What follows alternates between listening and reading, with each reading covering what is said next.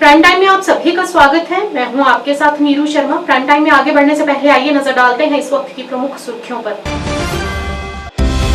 विधानसभा चुनाव के चलते केंद्रीय मंत्री और भाजपा के जम्मू कश्मीर चुनाव प्रभारी जी किशन रेड्डी ने जम्मू कश्मीर यूपी के लोगों के सामने रखे से स्वयं अपनी सूझबूझ से चुने को लेकर जिला निर्वाचन अधिकारी बारामूला मीना शेखवा ने अन्य अधिकारियों के साथ पट्टन विधानसभा क्षेत्र का किया दौरा और व्यवस्थाओं का लिया जायजा। भारतीय जनता पार्टी के वरिष्ठ नेता एडवोकेट चंद्रमोहन शर्मा ने भारतीय जनता पार्टी से दिया इस्तीफा। अब वह जम्मू पूर्व से निर्दलीय चुनाव लड़ेंगे।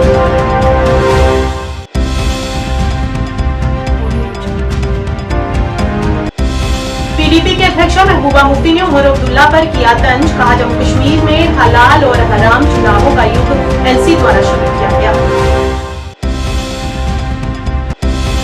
चनापुरा निर्वाचन क्षेत्र में अपना चुनावी अभियान जारी रखते हुए आज अपनी पार्टी में कई लोग हुए शामिल। जनता पार्टी में किया गया स्वागत।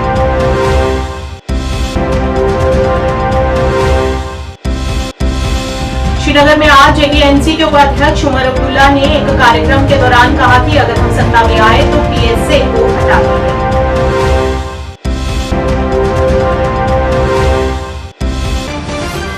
क्या आप परेशान हैं? आज ही संपर्क करें। 100% गारंटी के साथ पाए हर परेशानी का समाधान। प्रेम विवाह के लिए माता पिता को मनाना, प्रेमी प्रेमिका में झगड़ा, सौतन दुश्मन से छुटकारा, तलाक केस, नौकरी कारोबार में रुकावट, विदेश यात्रा या कर्ज मुक्ति, लॉटरी नंबर पाओ 649 हो या लोटो मैक्स, प्यार में धोखा खा चुके प्रेमी प्रेमिका, एक बार जरूर संपर्क करें। मैं आपका प्यार टूटने नहीं दूंगा। 98 769 98 583।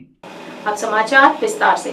जम्मू कश्मीर में आतंकवाद और अलगाववाद को बढ़ावा देने के लिए नेशनल कॉन्फ्रेंस और पीडीपी और कांग्रेस की आलोचना करते हुए केंद्रीय मंत्री और भाजपा के जम्मू कश्मीर चुनाव प्रभारी जी किशन रेड्डी ने आज कहा कि जम्मू कश्मीर यूटी के लोगों के पास आगामी चुनावों में दो विकल्प हैं, आतंकवाद, अलगाववाद या फिर शांतिपूर्ण विश्वास। इस मौके पर उन्होंने कहा कि जब ये भाजपा सत्ता सरकार में आई है तब से भाजपा ने जनता के साथ किए गए अपने सभी वादों को निभाया है। उन्होंने कहा कि ये पार्टी राजनीति के बारे में नहीं बल्कि जम्मू कश्मीर के लोगों के अधिकार दिलाना उन्हें चाहती है। इस मौके पर उन्होंने कहा कि अब जम्मू कश्मीर के लोगों को खुद तय करना होगा कि किसे चुने और उन्होंने कहा कि भाजपा जल्द ही अपना घोषणा पत्र जारी करेगी जिसमें सभी क्षेत्रों को शामिल किया जाएगा। तो बॉर्डर एरिया में रहने वाले जो फाइड एरिया में रहने वाले सभी लोगों का विकास को लेकर आज जम्मू तक हर तरह विकास पाने का आंदोलन है ये, क्योंकि आप सब लोगों को मालूम है आर्टिकल 370 हटाने से पहले जो स्थिति था जम्मू कश्मीर में, ना गांव पंचायत चुनाव होता था, ना गांव में इंटरनल रोड्स होता था, गांव में रेशन मिलता था, गांव में बिजली रहता था, गांव में स्कूल चलता था। आपको मालूम है क्या स्थिति थी। आज लगभग 30-35 साल के बाद चुनाव हुआ है लोकल बॉडीज का। पहली बार कॉन्स्टिट्यूशन 74-75 का बदलने का जो लोकल बॉडीज का अधिकार था उस लागू किया है जम्मू कश्मीर में आर्टिकल 370 हटाकर। आज हर गांव को विकास के लिए केंद्र सरकार सीधा सीधा पैसा देते हैं। जो विकास आज जम्मू कश्मीर में दिखते हैं आर्टिकल 370 हटाने के बाद फिर वो वापस लेना चाहते हैं। इसको फिर हम कंटिन्यू करने का आंदोलन है हमारा। ग्राम पंचायत का अधिकार हो, फाइनेंस का कमीशन का अधिकार हो, विकास का अधिकार हो, हम इस विषय पर आंदोलन कर रहे हैं। स्टोन पेल्टिंग से जो मुक्ति दिया है, जो हमारे सिक्योरिटी फोर्सेस हो, जम्मू कश्मीर का पुलिस हो, पैरामिलिट्री हो, सभी लोगों के ऊपर जो स्टोन पेल्टिंग होता था, हमारे मासूम बच्चों के हाथों में पत्थर देकर, किसके ऊपर पत्थर देख रहे बच्चों को मालूम नहीं है। मगर एक खिलौने का जैसा बच्चों को उपयोग करते हुए जो पत्थर हमारा सिक्योरिटी फोर्सेस के ऊपर स्टोन पेल्टिंग करते थे, फिर ना हो उसका आंदोलन है भारतीय जनता पार्टी का। कांग्रेस पार्टी से, राहुल गांधी से क्या आप इस इधर आर्टिकल 370, 35A हटाकर इधर तिरंगे के साथ और एक फ्लैग फिर लाना चाहते हैं क्या? कांग्रेस पार्टी आज तक मुंह नहीं खोले हैं। जो एक तरफ आप कॉन्स्टिट्यूशन का बुक लेकर घूमते हैं, इधर रिजर्वेशन हटाने के लिए प्रयास करते हैं। एक तरफ राहुल गांधी कॉन्स्टिट्यूशन का बुक लेकर पार्लियामेंट में पार्लियामेंट सदस्यता का वोट लेते हैं। क्या यही समय पर जम्मू कश्मीर में वही डॉक्टर बाबा साहब अम्बेडकर का कॉन्स्टिट्यूशन का जो आज इस 5 साल में जम्मू कश्मीर में लागू हो रही है, इस कॉन्स्टिट्यूशन को हटाकर जो नेशनल कॉन्फ्रेंस और कांग्रेस मिलकर प्रयास करते हैं, ये डबल स्टैंडर्ड है। ये डबल स्टैंडर्ड है। देश का राजनीति दृष्टिकोण से कांग्रेस पार्टी गलत प्रचार करते हैं, झूठा प्रचार करते हैं, कॉन्स्टिट्यूशन के बारे में भी हो और रिजर्वेशंस के बारे में भी हो। भारतीय जनता पार्टी सरकार कमिटमेंट के साथ काम कर रही है। ये वंचित, पीड़ित जम्मू कश्मीर गरीबों को, जम्मू कश्मीर दलितों को, जम्मू कश्मीर ट्राइबल्स को, जम्मू कश्मीर गुज्जरों को, जम्मू कश्मीर बकरों को, जम्मू कश्मीर पहाड़ियों को जो रिजर्वेशंस नहीं मिला, हम रिजर्वेशन डॉक्टर बाबा साहब अम्बेडकर कॉन्स्टिट्यूशन के द्वारा दिया है। फिर वो रिजर्वेशन हटाना चाहते हैं कांग्रेस पार्टी। कॉन्स्टिट्यूशन को इधर से वापस लेना चाहते हैं। ये कांग्रेस पार्टी का स्टैंड क्या है, ये बताना चाहिए। ये द्वंद्व नीति है। मैं एक ही पूछना चाहता हूं, शंकराचार्य हिल, जो शंकराचार्य हिल है, ये कैटेगोरिकली कॉन्स्टिट्यूशन में नेशनल कॉन्फ्रेंस लिखा है, मगर आज तक कांग्रेस पार्टी से हम सवाल किया है। राहुल गांधी से यही पूछना चाहता हूं, वो बार बार बोलते हैं मेरा मोहब्बत का दुकान है। राहुल गांधी बोलते हैं मोहब्बत का दुकान है। आज राहुल गांधी के मोहब्बत के दुकान में बिक रही है देश को बांटने का सामान। राहुल गांधी का मोहब्बत के दुकान में बिक रही है देश की बांटने का सामान। ना सिर्फ जम्मू कश्मीर में नहीं है, उनका देश भर में जो दुकान है, अलग अलग ब्रांचेस है, हर ब्रांच में ये देश को बांटने का सामान रखा है, वही सामान वो बेच रही है। मैं जम्मू कश्मीर जनता से प्रार्थना करता हूं, सोचिए, आगे आइए और अच्छा निर्णय अपने लिए, अपने आने वाले पीढ़ी के लिए, जम्मू कश्मीर विकास के लिए, भारत के लिए एक कंस्ट्रक्टिव निर्णय लेकर भारतीय जनता पार्टी जी को आशीर्वाद दीजिए, नरेंद्र मोदी जी को आशीर्वाद दीजिए। जय हिंद। जिला निर्वाचन अधिकारी बारामूला मीगा शेरपा ने तेरापट्टन एससी के रिटर्निंग अधिकारी गुलजार अहमद राठौर और अन्य अधिकारियों के साथ आज पट्टन विधानसभा क्षेत्र का दौरा किया और विभिन्न मतदान केंद्रों का व्यापक निरीक्षण भी किया। निरीक्षण के दौरान डीईओ ने विभिन्न मतदान केंद्रों पर बुनियादी ढांचे और सुविधाओं की गहन समीक्षा की। एक और चलते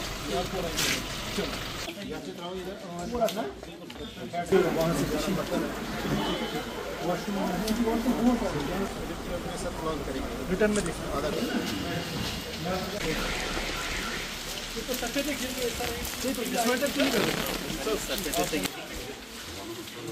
रैम पूरा वो नहीं है 112 ना करे तो एटलीस्ट क्या है।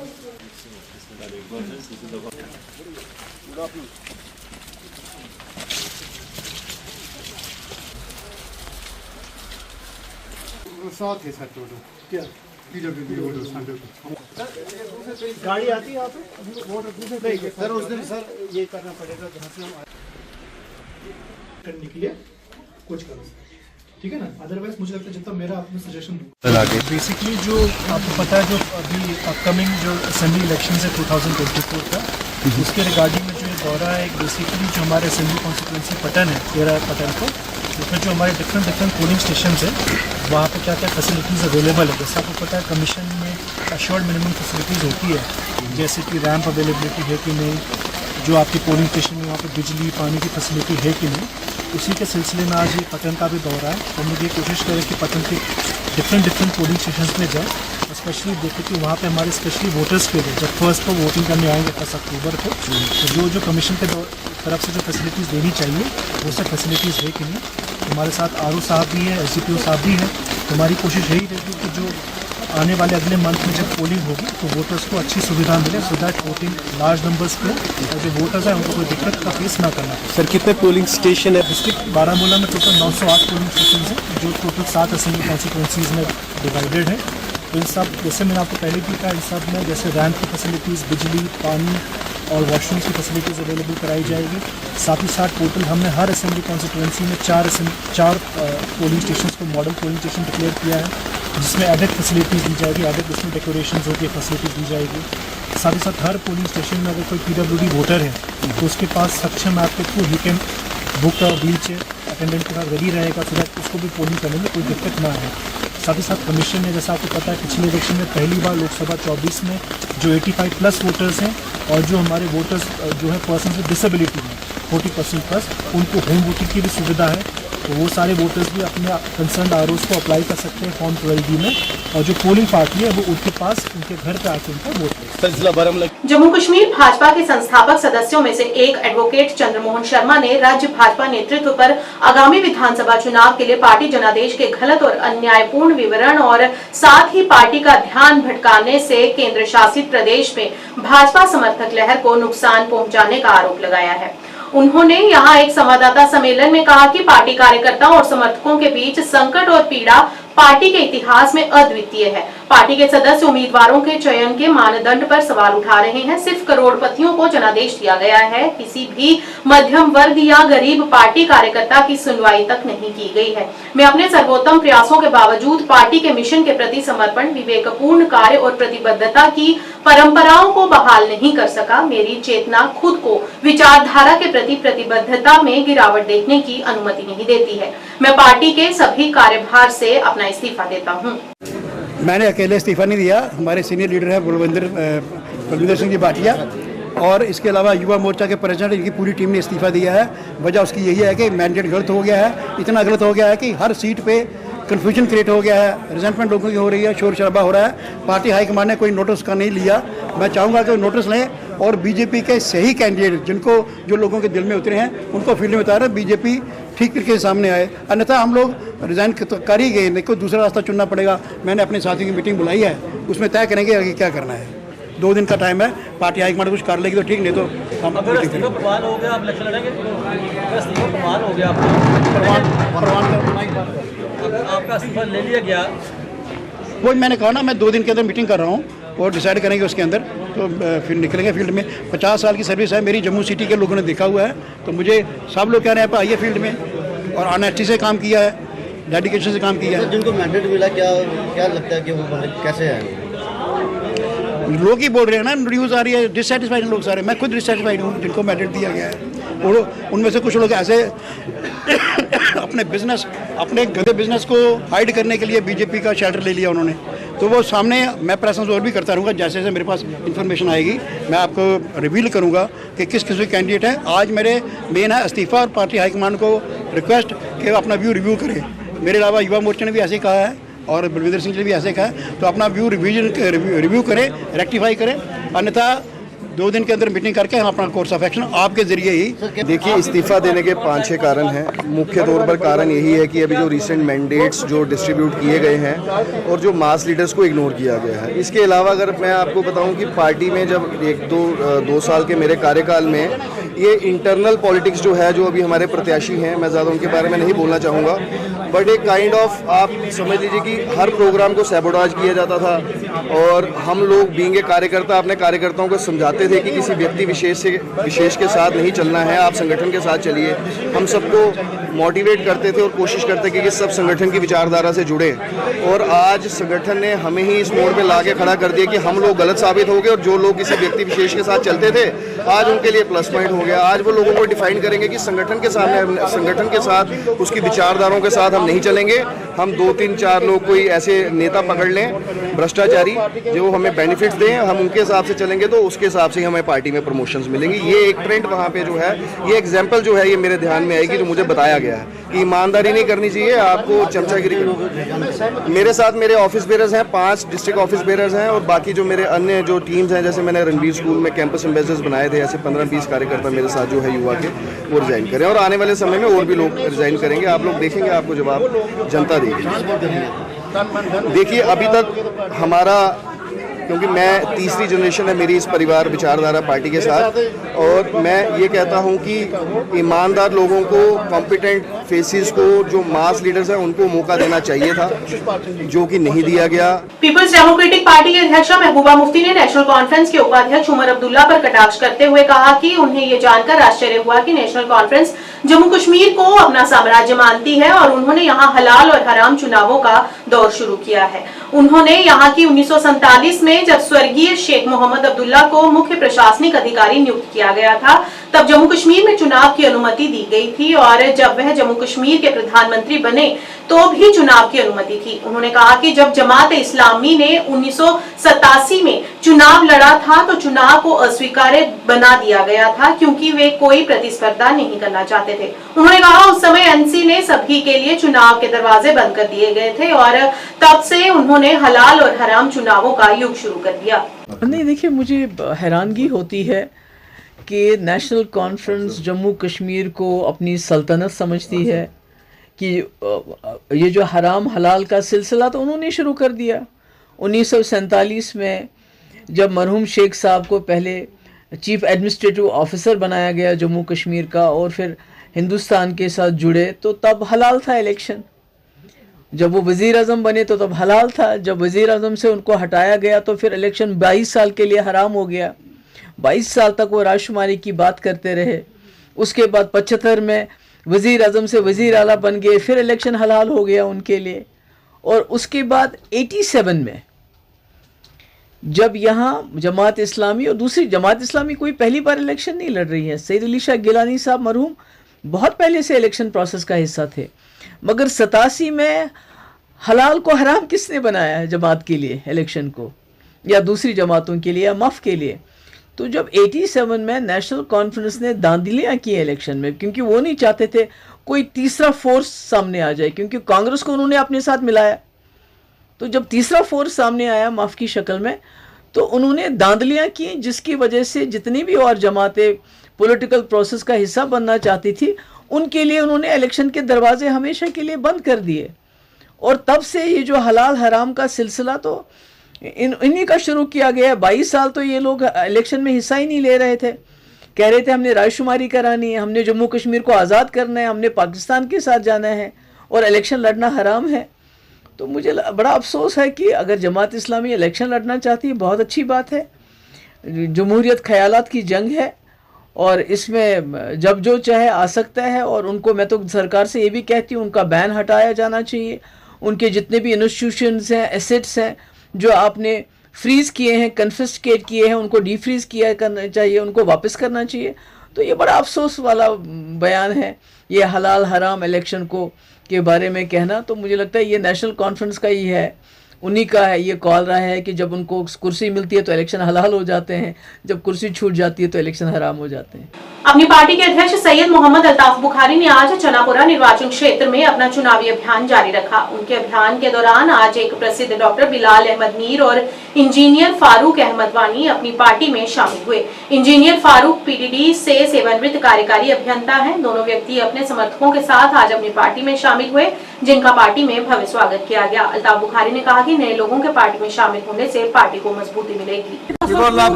क्रिकेट बैट में निशान सेहत का सास आजादी para de गाड़ी करे मगर सारी मुताबिक पर जो पूरा बड़ा सी खास दोस्त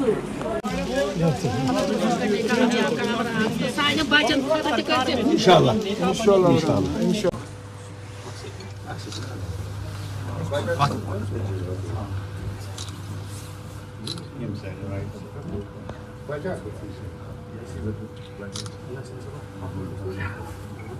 भाई पाते मीडिया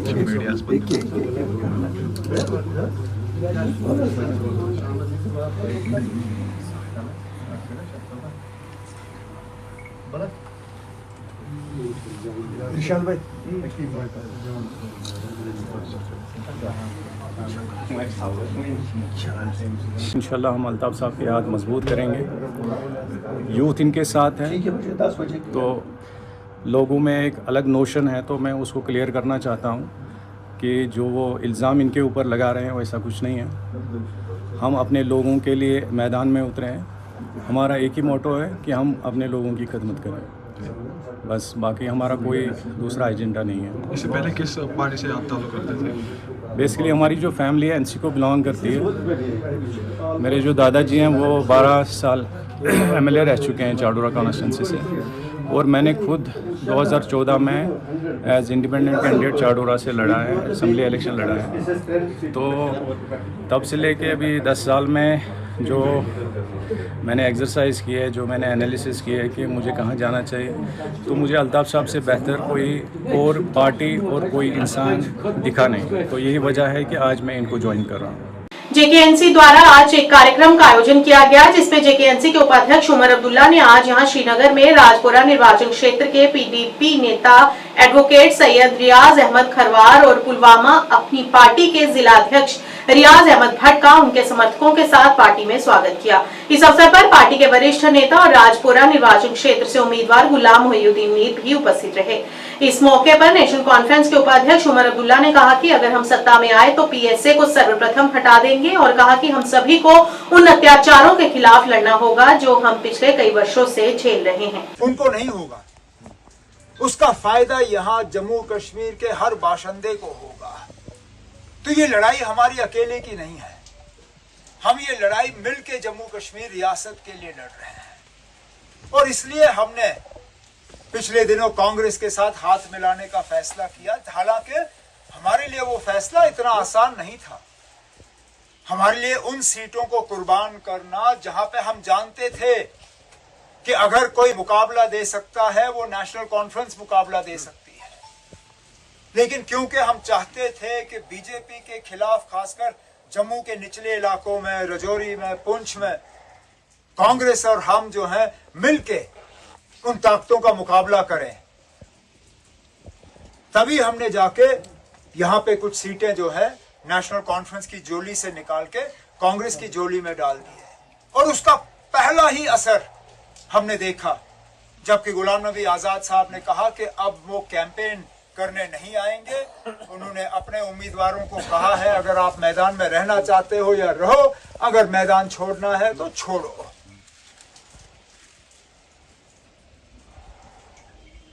मुश्किलात हमने बहुत देखे।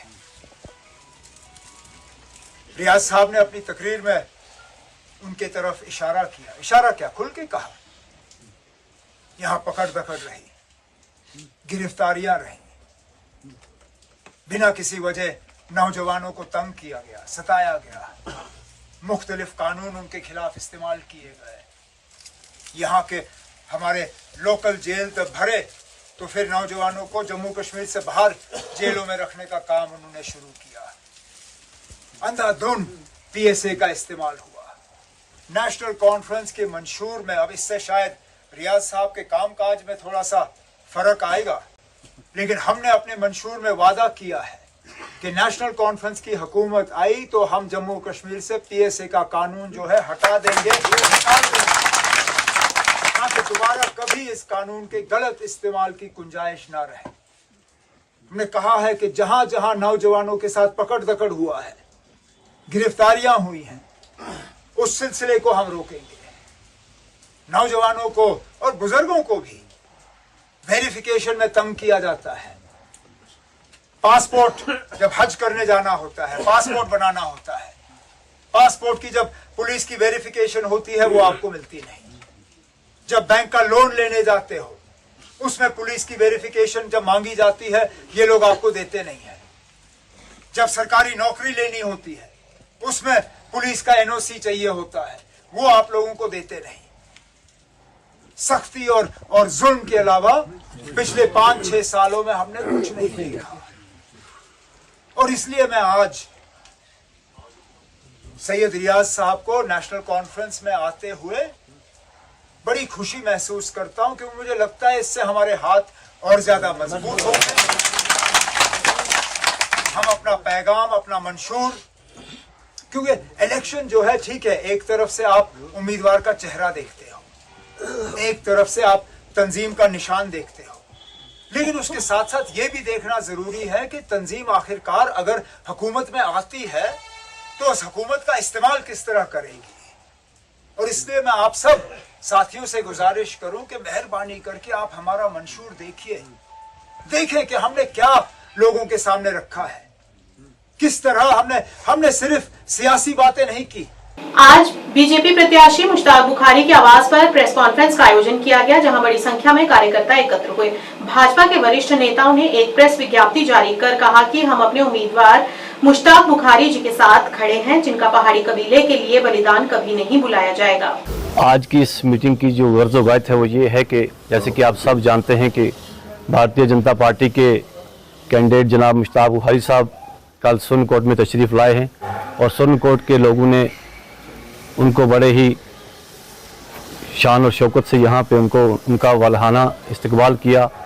और आज उसी सिलसिले में हमने आज की जो मीटिंग रखी थी, यहाँ पे सभी सरपंच और जितने भी हमारी भारतीय जनता पार्टी के लोग हैं वो यहाँ पे आए और हमने आज यहाँ बैठ के जो है वो स्ट्रेटजी बनाई है कि हमें किस तरह से काम करना है। हम अगर लसाना के अंदर काम करेंगे तो वहाँ पे हमारे कौन से लोग होंगे जो काम करेंगे। उसी तरह से सुरन कोर्ट की बात करें, यहाँ पे भी हमने अलग कमेटी बनाई है। और अगर मैं बफलियाज की बात करूं तो वहाँ पे कौन कौन से लोग जो हैं वो जाएंगे। देखिए, मैं आज एक बात जरूर कहूँगा कि क्यों पड़े हो चक्कर में, कोई नहीं है मुश्ताक बुखारी की टक्कर में। तो ये मैं आपसे कहता चलूँ कि कल मुश्ताक बुखारी साहब हमारे जो लीडर हैं वो आज से लीडर नहीं है, 40 साल से वो अपने लोगों के लिए काम कर रहे हैं। जिस तरीके से उन्होंने कुर्बानी दी है पहाड़ियों के लिए, तो हर पहाड़ी उनका गुलाम है। तो मैं ये बात जरूर कहना चाहूँगा कि आज सारे पहाड़ी जो है इकट्ठे होकर जो भी हमसे रूठे हैं हम उनको भी मनाएंगे। और ये हमारे पास एक सुनहरी मौका है, ताकि इस मौके को आपने हाथ से न जाने दें। जैसा कि आप सबको पता है कि ऐसे कैंडिडेट जो भारतीय जनता पार्टी ने सुरन कोर्ट से मैंडेट दिया वो किसी तारुफ के मोहताज नहीं है। सैयद मुश्ताक अहमद बुखारी साहब, जिनका इस कौम पे बहुत बड़ा एहसान है। जिस शख्स ने 40 साल एक इतनी बड़ी जंग लड़ी नहीं, जंग जीती गई। वो जंग नेशनल कॉन्फ्रेंस से, वो जंग PDP से, वो कांग्रेस से जीतने के बाद आज मुझे नहीं लगता कि कोई किसी भी पहाड़ी को, किसी के कबीले के किसी एक आदमी को भी एतराज हो। बहरहाल जहां तक लोगों के दावे थे उसमें हमीद मनाज साहब हों, मेहताब बुखारी साहब हों, सोहेल मलिक साहब हों, मुझे खुद भी शौक था कि हमें भी पार्टी मौका दे। तो बहरहाल पार्टी का फैसला आखिरी फैसला है। वो पार्टी जो नेशनल लेवल की पार्टी है, वो पार्टी जिसके इन करोड़ में मेंबर हों, वो इंटरनेशनल लेवल की एक बड़ी पार्टी है, बड़ी जमात मानी जाती है। तो उस पार्टी का फैसला हमारे लिए आखिरी फैसला है। बीरवाह के घोंडीपुरा में नेंका के वरिष्ठ नेता हाजी गुलाम अहमद खान की अध्यक्षता में कार्यकर्ताओं की बैठक आयोजित हुई, जिसमें बड़ी संख्या में लोगों ने भाग लिया।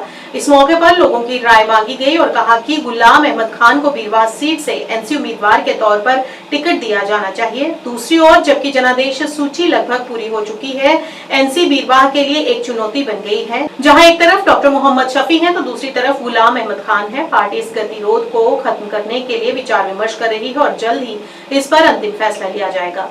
मोहतरम सादरी ब्लॉक बीरवा रसोन यूस सादरी ब्लॉक बीरवा यह गुलाम अहमद खान साहब अब्दुलसलाम बख्श ज़ेर क़यादत मज तकरीर बाजी कर मैं सिर्फ कत वन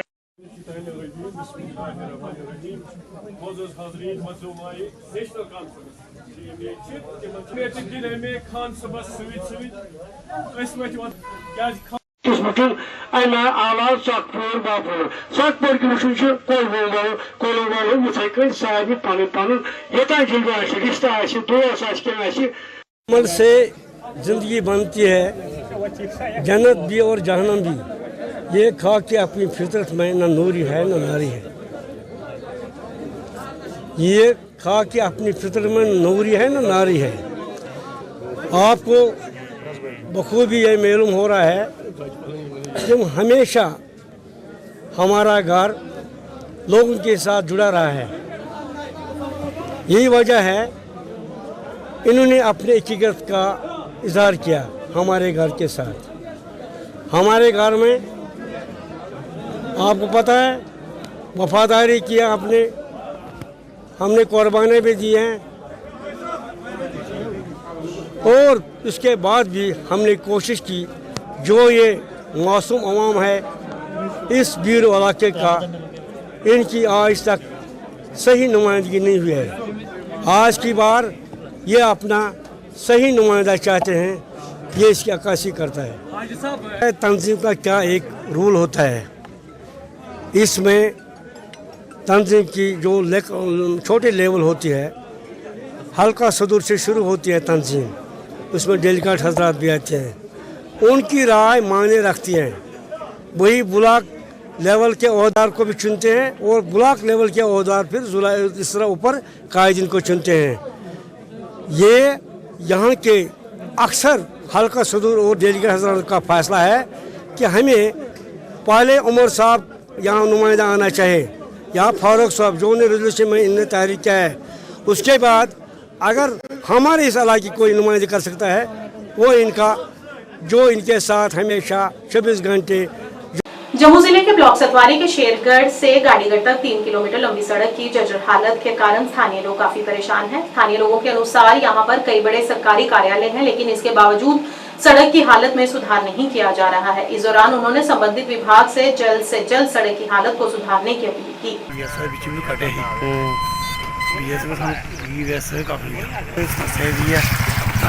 माड़ा गरीब बंदा भी 2 मकान बने दे हर बंदे तंगी है, अगर रोड बन जाए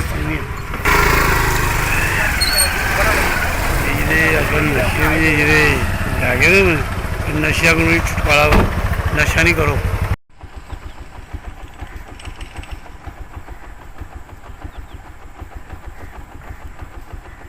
ये अपील की जाती है भी शेरगढ़ तो SDM तक जिन्ना भी रोड जाता है, साढ़े शेरगढ़ तो साढ़े जो भी कागज पत्तर बनाने वाले बिश्नाह तक सारे नरीया सही पिंडी तक सारे इस रोड तो आते हैं। तो मेहरबानी की है गौरमेंट अगे भी जनाब अगर ये रोड बनाया जाए तो सारे की सुविधा हो जाएगी और साढ़े ग्रां की भी हो जाएगी, तो साढ़े गौरमेंट की और साढ़े मोहतबार ने जेडे सारे की यो अपील की जाती है भी जल्दी जल्दी ये रोड बनाया जाए। पिंड शेरगढ़ का रोड है, गांधी नगर कॉन्स्टिट्यूंसी पैंदी है, तो अं प्रशासन अगे इहो अपील करने कि शेरगढ़ तो लैके तो गाड़ीगढ़ तक लिंक रोड पैंदा एक SDM दफ्तर इत्थे है, अपना तहसील इत्थे है, BDO दफ्तर इत्थे है, बड़े दफ्तर ने, लेकिन शार्टकट रोड पैंदा है बार्डर तो लैके जी दुनिया सारी इधरों शार्टकट निकलती है। प्रशासन अगे इहो अपील करने कि इस रोड की खस्ता हालत को ठीक किया जाए। अं जदों का देखिए इतने कच्चा ही रोड दिखे, एक बार कंकरा पिया ही, उसके बाद कोई किसी ने देखभाल नहीं की। अं प्रशासन को कहने कि इस रोड को जल्दी तो जल्दी तैयार किया जाए, लोगों को आने जाने कोई तकलीफ ना होए, कोई नाली नहीं बनाई दी, कोई साइड नहीं बनाई दी, बड़े बड़े खड्डे ने, बच्चे स्कूल जाते हैं, डेली कोई ना कोई हादसा होंदा, कोई ना कोई नुकसान होंदा, बच्चे डिगते हैं। अगर बंदा कोई बाइक लेके भी जाए तो भी डिग जाता है। तो अं प्रशासन ਪ੍ਰਸ਼ਾਸਨ ਅੱਗੇ ਇਹੋ ਅਪੀਲ ਕਰਨੇ ਆ ਕਿ ਇਸ ਰੋਡ ਦੀ ਜਲਦੀ ਖਸਤਾ ਹਾਲਤ ਨੂੰ ਠੀਕ ਕੀਤਾ ਜਾਏ, ਪਿੰਡ ਸ਼ੇਰਗੜ੍ਹ ਨੂੰ ਵੀ ਕੁछ न कुछ बेनिफिट दिता जाए। जय हिंद जय भारत। स्वीप पहल के तहत डिग्री कॉलेज सुरनकोट में आज विशेष जागरूकता कार्यक्रम आयोजित किया गया। कार्यक्रम की मेजबानी कॉलेज के स्वीप के नोडल अधिकारी डॉक्टर मोहम्मद अशफाक ने प्रिंसिपल डॉक्टर रानी मुगल की देखरेख में और 88 सुरनकोट विधानसभा क्षेत्र के लिए स्वीप नोडल अधिकारी मुख्तार मिन्हास के मार्गदर्शन में की। कार्यक्रम में कॉलेज में पहली बार मतदान करने वाले मतदाताओं को लक्षित किया गया। इस मौके पर अधिकारियों ने युवा मतदाताओं के मतदान के महत्व पर जोर दिया। You can register your neighbors, your nearby mosques. They are the eligible for the. So with this word, the team head of sweep team, Professor Principal Mukhtar Murasa, they will provide as well as other related information for the Mukhtar sir. Please come the prize and share your heart with us. Voting भी उनके घरों में जाकर होगी। ये हमारे election commission of India ने एक नई तजवीज़ और नया एक प्रोग्राम जो है हमारी का शुरू किया है और इसमें यह है कि हमारे मैं DDC सुरनकोट की तलबे इल्म हूँ। मैं 5th सेमेस्टर की स्टूडेंट हूँ। आज हमारे कॉलेज में एक स्वीप टीम आई है प्रोग्राम के लिए। वो खसूसी तौर पे आई है इलेक्शन की अवेयरनेस प्रोग्राम के लिए कि वो कह रहे हैं कि सबका हमारा पहला वोट है कि हम सबका राइट है कि हम अपना पहला कीमती वोट कास्ट करके अपना योगदान दें इलेक्शन में। Samreen Afzal, I'm a student of BSc semester 5th of DDC Surankote.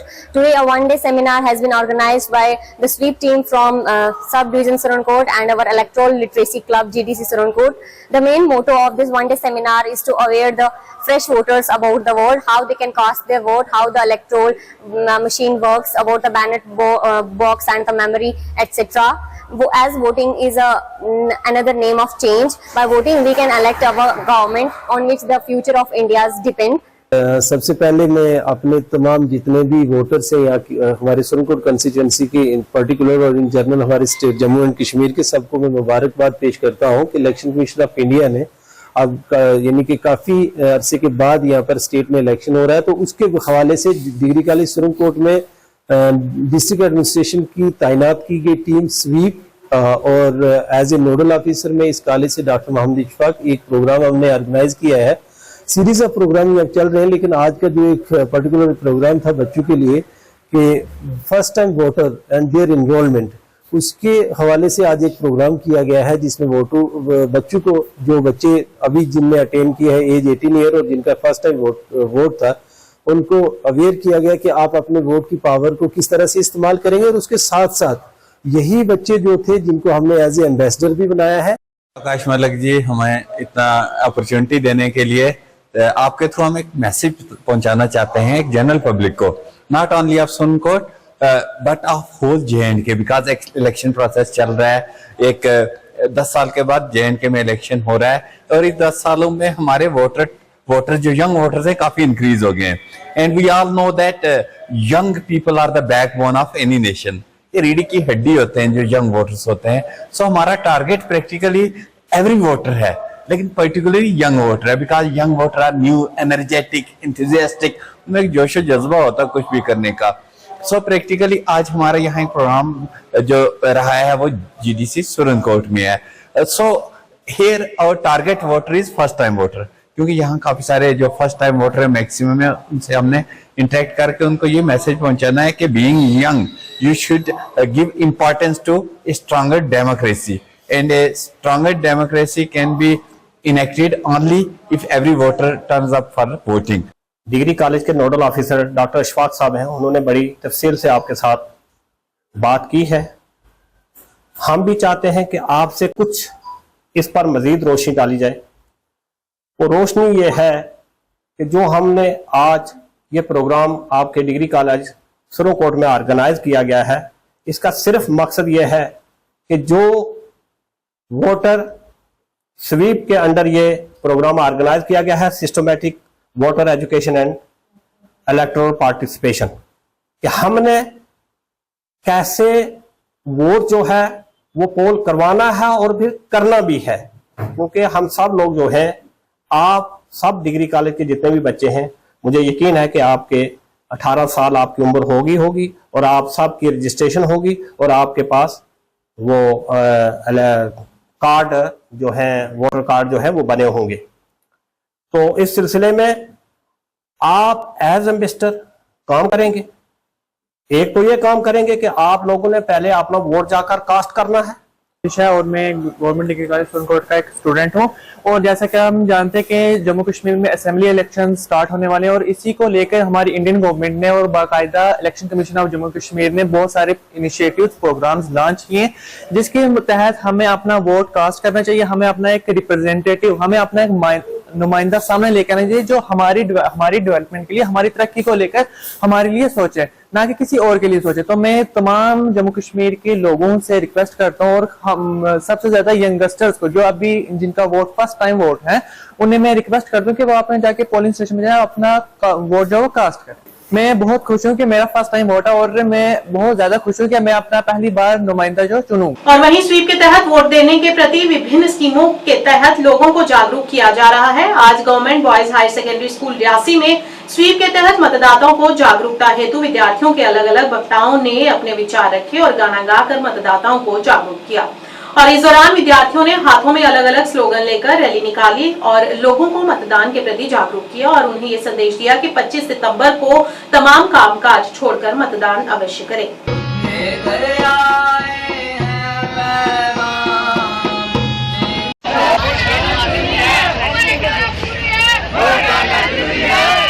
Vote देना जरूरी है, वोट देना जरूरी है।